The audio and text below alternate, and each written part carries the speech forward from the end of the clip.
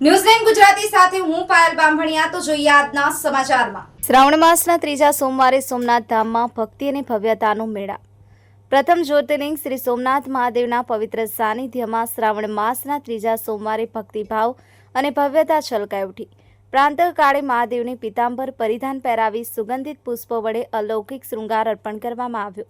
દર્શનાર્થીઓએ આ દેવી સાખીનો લાભ લઈ આધ્યાત્મિક શાંતિ અને ધન્યતા અનુભવી। મંદિર પરિસરમાં ગુંજતા ઓમ નમઃ શિવાયના મંત્રોચ્ચારથી સમગ્ર વાતાવરણ ભક્તિમય બની ગયું। પરંપરાગત પાલખી યાત્રામાં મહાદેવના પ્રતીક શિવલિંગની ચંદનલેપ સાથે ગુલાબ કમળ અને બિલ્વપત્રના પુષ્પહારોથી શણગારવામાં આવ્યું। શ્રી સોમનાથ ટ્રસ્ટના જનરલ મેનેજર શ્રી વિજયસિંહ ચાવડાએ સજોડે ટ્રસ્ટ પરિવાર સાથે પાલખી પૂજન કર્યું। મંદિરમાં પ્રદક્ષિણા માટે નીકળેલી પાલખી યાત્રા હર હર મહાદેવ અને જય સોમનાથના ઉલ્લાસભેર નાદ સાથે સમગ્ર પરિસરમાં ફરી। આ પાવન પ્રસંગે મોટી સંખ્યામાં ભક્તજનો જોડાયા અને અસ્મરણીય ક્ષણોનો આનંદ માણ્યો।